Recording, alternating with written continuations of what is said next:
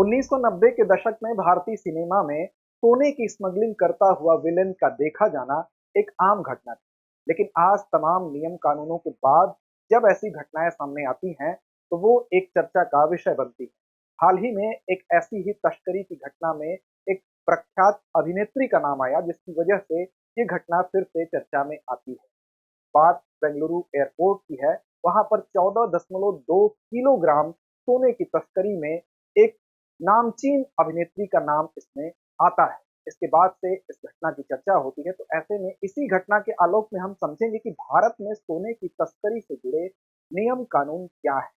क्या इन नियम कानूनों के होने के बाद भी इस घटना पर रोकथाम नहीं की जा सकती है? और अगर कोई इसका दोषी होता है तो उसमें सजा क्या हो सकती है? इसके अलावा उन पक्षों को भी समझने की कोशिश करेंगे कि वास्तव में कितना सोना लेकर आप विदेशों से आसानी से नियम संगत तरीके से आ सकते हैं। तो नमस्कार, मेरा नाम है अमिताभ और दृष्टि आईएएस के इन डेप्थ श्रृंखला को देखना आप शुरू कर चुके हैं। चलिए शुरुआत करते हैं आज के इस वीडियो की और समझते हैं इस पूरे घटनाक्रम को कि विदेशों से सोना लाना क्या कहते हैं नियम इस बिंदु के अंतर्गत। सबसे पहले चर्चा के बिंदुओं की बात करें तो खबर की हम बात करेंगे, चर्चा में क्यों है इसकी बात करेंगे। तो देखिए, बात है 3 मार्च 2025। बात यह है, कन्नड़ अभिनेत्री हैं, नाम उनका काफी था और ये अभिनेत्री पकड़ी जाती है बेंगलुरु एयरपोर्ट पर 14.2 किलोग्राम सोने के साथ। अब ऐसे में इनके द्वारा लगातार एक विशेष देश में ये देखा गया कि विगत 6 माह में तकरीबन 27 बार यात्रा की गई। वो देश था दुबई। अब दुबई की लगातार यात्रा करना, इतने कम समय में इतनी बार यात्रा करना, इस बात को इससे संदेह के घेरे में इस वजह से भी इसको देखा जा रहा है। इसके अलावा जो वीआईपी मार्ग है, उस वीआईपी मार्ग का दुरुपयोग किया गया और जब यहाँ पर छापेमारी की गई तो इनके पास से 2.06 करोड़ की ज्वेलरी बरामद हुई। इसके अलावा बड़ी मात्रा में नकदी बरामद हुई और संपूर्ण जो संपत्ति हम कह सकते हैं बरामदगी वाली, उसकी अगर बात करें तो लगभग 17 करोड़ की संपत्ति। तो ऐसी दशा में ये घटना चर्चा का विषय बनती है।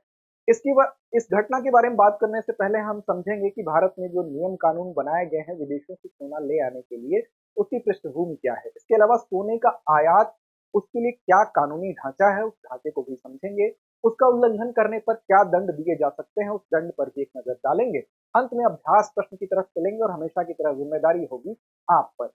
इसके अलावा सामान्य अध्ययन के प्रश्न पत्र 2 और 3 दोनों खंड से संबद्ध करके इसको आप देख सकते हैं। तो जो ये एक्ट्रेस हैं, उनका नाम जैसा कि खबर में आप देख सकते हैं, रान्या राव केस से संबंधित ये मामला है। इसी वजह से इसकी चर्चा आज हो रही है। इसका नाम हर्षवर्धने रान्या या रान्या राव नाम से ये चर्चा में है। तो इन्हीं के ऊपर ये आरोप था, इसी के बारे में हम बात करेंगे। और चलिए सबसे पहले समझेंगे पूरी घटना को विस्तार से। लेकिन उससे पहले आपको बता दें कि दृष्टि आईएएस मुखर्जी नगर की क्लासेस नोएडा शिफ्ट हो चुकी हैं और IAS foundation prelims mains course का जो ऑफलाइन बैच है, हिंदी माध्यम का 26 मार्च शाम 6 बजे से और इंग्लिश मीडियम का 8 अप्रैल शाम 6 बजे से प्रारंभ हो रहा है। 8750187501 पर कॉल करके आप विस्तार से जानकारी ले सकते हैं। इसके अलावा हमारी करोल बाग शाखा में हिंदी माध्यम का आईएसडीएस फाउंडेशन का जो बैच है 30 अप्रैल से समय 11:30 बजे है, ये प्रारंभ हो रहा है। अब देखिए, पृष्ठभूमि की अगर बात करें तो 90 के दशकों में आपने देखा होगा कि पिक्चरों में अक्सर दिखाया जाता था कि विलेन जो है वो सोने की स्मगलिंग करता हुआ पाया जाता है। तो आप जानते हैं कि चलचित्र समाज में जो चीजें चल रही होती हैं, उसी का परिलक्षण वहां पर दिखाई देता है। उस समय ये घटना ज्यादा क्यों दिखाई देती थी, वो इस पृष्ठभूमि में आप समझ सकते हैं। देखिए, ऐतिहासिक रूप से आप देखें तो सोने के आयात और स्वामित्व पर तब जो है विशेष रूप से 1990 से पहले एक सख्त नियंत्रण था। वो सख्त नियंत्रण क्यों था? तो गोल्ड कंट्रोल जो अधिनियम 1968 का था, इसके तहत कुछ ऐसी पाबंदियां लगाई गई थी कि जितने सहज तरीके से आज आप सोना खरीद सकते हैं, भंडारित कर सकते हैं, रख सकते हैं, तब ये स्थिति नहीं थी। क्योंकि गोल्ड कंट्रोल अधिनियम 1968 के तहत इसका उद्देश्य ही था कि सोना का जो आयात है, सोने का जो इंपोर्ट है, उसको सीमित किया जाए और कोई भी व्यक्ति 50 ग्राम से अधिक सोना नहीं रख सकता था। यहाँ तक कि जो जो ज्वेलर्स होते थे वो भी 14 कैरेट सोने से ज्यादा, 14 कैरेट से ज्यादा जो सोने की जो शुद्धता होती है, उसके गहने वो नहीं बना सकते थे। इसके अलावा सोने की बिक्री, खरीद और भंडारण पर भी सख्त पाबंदियां थी, गोल्ड नियंत्रण जो अधिनियम 1968 था इसके तहत। लेकिन इन तमाम पाबंदियों के बावजूद सोने का संबंध हमारे समाज में गहराई से जुड़ा हुआ है। सोना सिर्फ एक क्रय विक्रय से संबंधित चीज नहीं है, बल्कि सोना एक हम कह सकते हैं हमारी संस्कृति का एक इमोशनल अटैचमेंट सोने से लोगों को है, तो सोने की जरूरतें कम नहीं हुई। ऐसी दशा में अब रास्ता खुलता है अवैध तस्करी का, क्योंकि अगर किसी चीज की जरूरतें कम नहीं हुई हैं, उसकी डिमांड ज्यादा है, तो अवैध तस्करी का रास्ता यहाँ से खुलता है।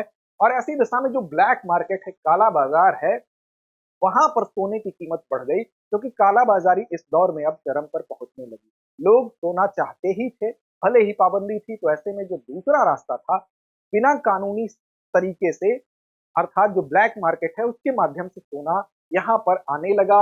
और इस वजह से उस ब्लैक मार्केट में सोने की कीमत बढ़ गई, क्योंकि उस ब्लैक मार्केट के थ्रू सोने की डिमांड ज्यादा थी, जिससे तस्करों को बहुत ज्यादा मुनाफा हुआ, तस्कर हाई प्रॉफिट उनको होने लगा। और ये सारी चीजें आपको उस समय की मूवीज में भी देखने को मिलती हैं कि जो विलन होता था वो बहुत धनाढ्य होता था, बाद में पता चलता था कि वो सोने के अवैध व्यापार में लिप्त है। तो ये आप देख सकते हैं। अब देखिए, बाद में जब 1990 की बात आई, तो यहाँ से आर्थिक उदारीकरण का दौर शुरू होता है। और यहाँ से जो कंट्रोल की व्यवस्था की गई थी, जो नियंत्रण लगाया गया था, उस नियंत्रण को समाप्त करते हुए सरकार ने इस अधिनियम को निरस्त कर दिया। और यहाँ से 1990 के बाद अब एक नई व्यवस्था देखने को मिलती है। सोने का जो आयात है उस पर एक सीमित सीमा शुल्क लगा दिया गया, और सीमा शुल्क के बाद फिर से सोने के आयात को हम कह सकते हैं कि एक विशेष शुल्क लगा दिया गया। मतलब 10 ग्राम सोना अगर आप आयात कर रहे हैं, तो उस पर 250 रुपए आपका आयात शुल्क लगा दिया गया। अब आप सोना ला सकते हैं। तो ऐसी दशा में इसका परिणाम क्या हुआ, जो सोने की तस्करी है उसमें तो कमी आ गई, लेकिन यहाँ पर आप देखेंगे जो आयात है सोने का वो काफी बढ़ गया। ये परिवर्तन आपको 1990 के बाद दिखाई देने लगता है। अब सोने के आयात से जुड़े क्या प्रमुख कानून है, उन कानूनों को भी देखना जरूरी होता है। अब देखिए, सबसे पहले अगर बात करें तो इस समय वर्तमान में कौन से ऐसे कानून हैं जिसके तहत ये जो अब आयात है वो संचालित होता है, उसको कंट्रोल किया जाता है या उस पर निगरानी रखी जाती है। तो देखिए, एक तो कस्टम्स अधिनियम 1962 है। कस्टम अधिनियम 1962 की अगर बात करें तो ये अधिनियम सीमा शुल्क या कस्टम ड्यूटी के नियमों को निर्धारित करता है। इसका मतलब कि अवैध रूप से आप कोई चीज नहीं ला सकते हैं, उस पर एक निश्चित कस्टम ड्यूटी लगाई जाती है। अवैध व्यापार या तस्करी को रोकने के लिए इसमें कठोर प्रावधान किए गए हैं। अब इसमें कौन लगाता है, ये ड्यूटीज कौन लगाता है, तो ये ड्यूटीज लगाई जाती हैं सीबीआईसी के द्वारा। अर्थात सीबीआईसी यानी केंद्रीय अप्रत्यक्ष कर और सीमा शुल्क जो बोर्ड है उसके द्वारा लगाया जाता है, यानी सेंट्रल बोर्ड ऑफ डायरेक्टर्स। इसके द्वारा क्या किया जाएगा, टैक्सेस एंड कस्टम्स के द्वारा, सीबीआईसी के द्वारा ये निर्धारित किया जाता है। अब इसमें बैगेज नियम बनाया गया। बैगेज नियम में क्या निर्धारित किया गया, तो बैगेज नियम में ये बनाया गया, बैगेज नियम 2016 के नाम से इसको जानते हैं, कि अगर आप बाहर से सोना लाते हैं तो उसकी एक सीमा निर्धारित कर दी गई कि इतना सोना अगर आप लेकर आते हैं तो वो उस पर आपको ड्यूटी नहीं देनी होगी, उस पर शुल्क नहीं अदा करना होगा। लेकिन उस सीमा का अगर आप उल्लंघन करते हैं, उससे ज्यादा लाते हैं, तो उस पर जैसे जैसे उस सीमा का आप सीमा से ऊपर जाएंगे वैसे वैसे आपको उस पर ड्यूटी देनी होगी। तो एक बैगेज नियम बनाया गया। इसके तहत विदेश से लौटने वाले यात्रियों के लिए ड्यूटी फ्री सोने की सीमा तय की गई कि कितनी सीमा से नीचे अगर आप सोना लेकर आते हैं तो वो ड्यूटी फ्री होगा, उस पर शुल्क नहीं देना होगा। तो देखिए, यहाँ पर भी पुरुषों और महिलाओं के लिए अलग अलग सीमा थी। पुरुषों की अगर बात करें तो इसमें एक तो ये कंडीशन थी कि 1 साल से ज्यादा अगर आप विदेश में रहते हैं, विशेष रूप से किसी देश में अगर 1 साल से ज्यादा रह गए, तब की कंडीशन भी लगाई गई। 1 साल से कम रहने पर यह कंडीशन नहीं है। तो 1 साल से ज्यादा अगर विदेश में आप रहते हैं तो 20 ग्राम तक सोना आपको लाने की अनुमति मिलती है, और उसका अधिकतम मूल्य जो है वो 50,000 रुपए तक होना चाहिए। यहाँ अधिकतम मूल्य को आगे बढ़ने से पहले आपको स्पष्ट कर दें कि ये जो अधिकतम मूल्य की बात की जा रही है, ये अधिकतम मूल्य निर्धारित कैसे होता है।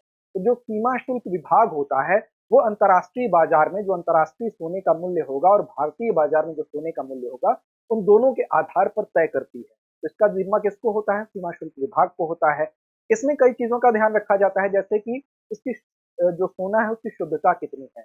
22 से 24 कैरेट का होगा अगर सोना, तो अर्थात उसकी शुद्धता ज्यादा है तो उसकी कीमत ज्यादा होगी। वहीं 18 कैरेट से कम यानी कम शुद्धता का सोना होगा तो उसकी कीमत कम होती है। इसके अलावा कस्टम विभाग सोने की वैल्यू की लिस्ट भी समय समय पर अपडेट करता रहता है, तो ये उसकी जिम्मेदारी होती है। अब उस सीमा से ज्यादा अगर आप सोना लेकर आते हैं तो उस पर आपको क्या देना पड़ता है, अतिरिक्त मूल्य पर आपको कस्टम ड्यूटी देनी पड़ती है।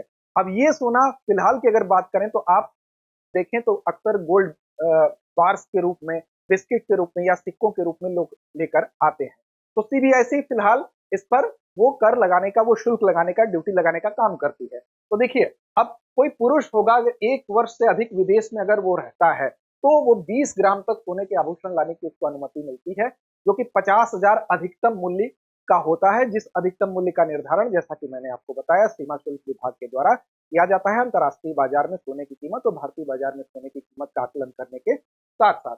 वहीं महिला की अगर बात करें, वो 1 वर्ष से अधिक अगर विदेश में रहती है, तो 40 ग्राम तक सोने के आभूषण लाने की अनुमति उसको दी जाती है, जिसका अधिकतम मूल्य 1 लाख है। तो यहाँ पर आप देख रहे हैं, महिलाएं ज्यादा मूल्य और ज्यादा कीमत की, जो कि अधिकतम कीमत की बात की गई है, वो लेकर आ पा रही पुरुषों की तुलना में। लेकिन दुबई की बात करें अगर, जो कि हालिया मामला भी दुबई का था, तो दुबई से लौटने वाले भारतीय नागरिक की अगर बात करें, तो 6 से ज्यादा महीने रहने के बाद ही वो 1 किलोग्राम तक सोना ला सकते हैं।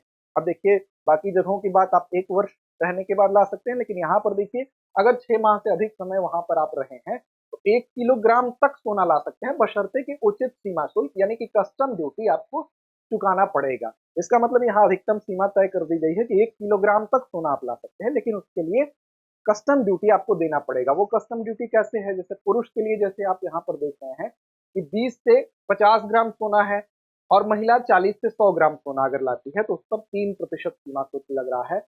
वहीं पर 50 से 100 ग्राम पुरुष और 100 से 200 ग्राम वजन का सोना महिला लाती है, तो 6%, और 100 ग्राम से अधिक अगर पुरुष लाता है, 200 ग्राम से अधिक अगर महिला लाती है, तो 10% इस पर ये शुल्क लग रहा है। लेकिन ये तो एक मोटा मोटी अनुमान हुआ, इसमें और भी चीजें होती हैं। उदाहरण के तौर पर अगर आप समझ लें कि सीबीआईसी ने अगर कस्टम ड्यूटी का निर्धारण कर दिया, क्योंकि इसमें अन्य कर भी होते हैं, जिसकी वजह से जो प्रभावी कर होता है वो 18 से 20% के आसपास हो जाता है। मान लीजिए कि अगर 60,000 रुपए का आप सोना लेकर आ रहे हैं, 10 ग्राम सोने की कीमत, एक उदाहरण के तौर पर ही आपको समझाया जा रहा है, 60,000 रुपए हुआ। अब वहां पर अगर 18 से 20% उस पर प्रभावी कर लगेगा, जो कि फाइनल जो कर होगा, तो वो आप मान सकते हैं कि 10,800 रुपए से लेकर 12,000 रुपए आपको एक्स्ट्रा देना पड़ेगा। मतलब एक निश्चित सीमा के ऊपर जितना आप लेकर आएंगे, उसके अनुसार जो प्रभावी कर होगा, उसके हिसाब से आप पर ड्यूटी लगेगी। उस ड्यूटी को अदा करके अगर आप सोना लाते हैं, तो वो कानूनी रूप से लाया गया सोना माना जाएगा। अगर उस ड्यूटी को अदा किए बिना आप लाते हैं, तो उसके लिए कानूनी दंड का प्रावधान भी किया गया है। तो एक नजर डालेंगे कि कानूनी दंड क्या क्या है। तो देखिए, कस्टम अधिनियम 1962 के तहत दंड का भी प्रावधान किया गया है। जैसे सुप्रीम कोर्ट का फैसला 2000 देख सकते हैं 3 में एक आया, उसमें ये बात कही गई कि अगर कोई व्यक्ति बिना परमिशन के कोई सोना लेकर आता है, तो उस जो सोना होगा उसको निषिद्ध वस्तु घोषित कर दिया जाएगा। और ऐसी दशा में ये माना जाएगा कि सीमा शुल्क अधिनियम के तहत जो कानूनी धाराएं हैं, उसमें क्या प्रोविजन किया गया, उस पर भी ध्यान दें। धारा 111 में कहा गया कि अगर बिना परमिशन के आयात कोई सोना करता है, तो सरकार उसको जब्त कर सकती है, धारा 111 के तहत।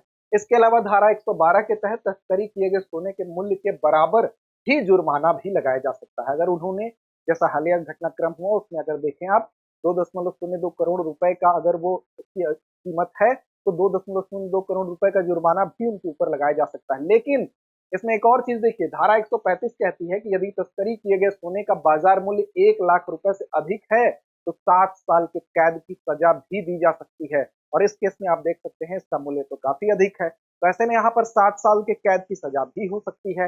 इसके अलावा भारतीय न्याय संहिता 2023, इसमें कहा गया धारा 111, अगर आप ये पूरा घटनाक्रम, ये पूरी तस्करी अगर एक संगठित अपराध के तौर पर आप करते हैं, संगठित अपराध का मतलब जिसमें एक से ज्यादा लोग सम्मिलित होते हैं, पहले से इसकी प्लानिंग की जाती है और इसको नियोजित तरीके से किया जाता है, तो एक ऑर्गेनाइज्ड क्राइम अगर है, संगठित अपराध के तहत अगर ये काम किया जा रहा है, तो बीएनएस की धारा 111 कहती है, यदि कोई व्यक्ति संगठित तरीके से इस तस्करी को करता है, तो न्यूनतम 5 साल की, मतलब कम से कम 5 साल की कैद तो होगी ही, और अधिकतम इसमें आजीवन कारावास की सजा हो सकती है। तो आप देख सकते हैं यहाँ पर कितने कठोर प्रावधान दंड के किए गए हैं। इसके अलावा गैर कानूनी गतिविधियां रोकथाम अधिनियम 1967 यानी यूएपीए क्या कहता है, इसकी धारा 15 कहती है कि यदि सोने की तस्करी में भारत की अर्थव्यवस्था को नुकसान होता है, तो समग्र मूल्यांकन करने के बाद अगर जजेस ये समझते हैं कि इस सोने की तस्करी से भारतीय अर्थव्यवस्था को नुकसान पहुंचाया जा रहा है, अगर इस प्रकार की चीज स्पष्ट होती है, तो ऐसी दशा में इसको आतंकवादी कृत्य भी माना जाएगा। और ऐसी दशा में अगर यह आतंकवादी कृत्य होगा, तो आजीवन कारावास तक हो सकता है। धारा 15 गैर कानूनी गतिविधि रोकथाम अधिनियम 1967 यानी यूएपीए 1967 के अनुसार। ये इसके लिए दंड के भी प्रोविजन इसमें बनाए गए हैं, जिसको कि आप यहाँ पर देख सकते हैं। अब अंत में बारी आती है अभ्यास प्रश्न की, जिसकी जिम्मेदारी हमेशा की तरह आप पर होगी। तो आप अभ्यास प्रश्न का जवाब जरूर दें। गोल्ड नियंत्रण अधिनियम 1968 को सरकार ने कब निरस्त किया? विकल्प आपके सामने है, ए 1980, बी 1985, सी 1990 या डी 1995। तो उम्मीद ही नहीं विश्वास है कि इस प्रश्न का सही और सटीक जवाब जरूर देंगे। चैनल को सब्सक्राइब नहीं किया तो कर लें। इस कार्यक्रम की पीडीएफ पाने के लिए आप हमको टेलीग्राम चैनल पर इनडेप्थ कार्यक्रम के अंतर्गत फॉलो कर सकते हैं। तो लड़ते रहें, अपने लक्ष्य की ओर बढ़ते रहें।